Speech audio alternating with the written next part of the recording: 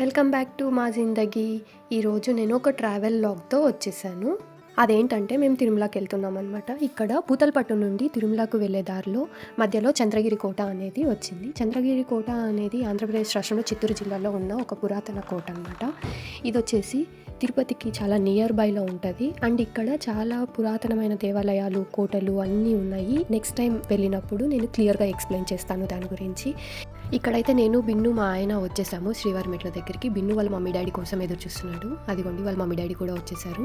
Next ఇంకా మేము ticket తీసుకొని స్టార్ట్ అవ్వాలని.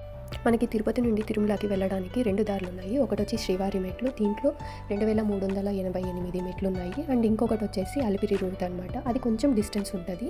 ఇది కొంచెం షార్ట్ డిస్టెన్స్. బట్ ఏంటంటే కొంచెం హెల్తీగా యాక్టివ్గా ఉన్న వాళ్ళు ఎక్కడానికి ఇది ట్రై చేయండి.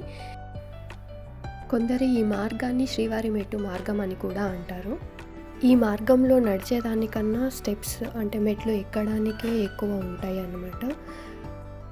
మేమైతే ఇక్కడ పూజ చేసి నడచడం అయితే స్టార్ట్ చేసేసాము. ఇది స్టార్టింగ్ తొలి మెట్టు కాబట్టి ఇక్కడ అందరూ మొక్కొని పూజ చేసి కొబ్బరికాయ కొట్టి వాళ్ళ కోరికని మనసులో అనుకొని స్టార్ట్ చేస్తారు.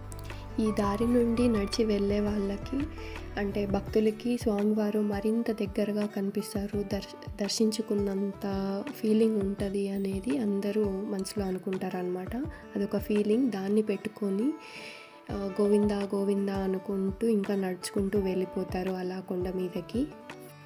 కొంతమంది మెట్టుకి పసుపు కుంకం పెడతామని, కర్పూరం వెలిగిస్తామని ఇలా చాలా రకరకాలుగా మొక్కొని స్టార్ట్ చేస్తారు.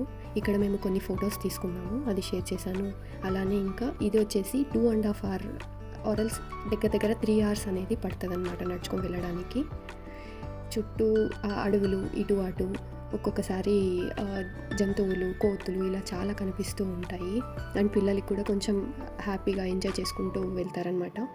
ఇది ఎండాకాలం వెళ్తే కొంచెం కష్టంగా ఉంటుంది, బట్ చలికాలం అనేది కొంచెం ఫ్రీగా ఉంటుంది. అండ్ వీక్ డేస్లో ప్లాన్ చేసుకోండి. ఎప్పుడు చేసుకున్నా వీకెండ్స్ అనేది కొద్దిగా కష్టమే.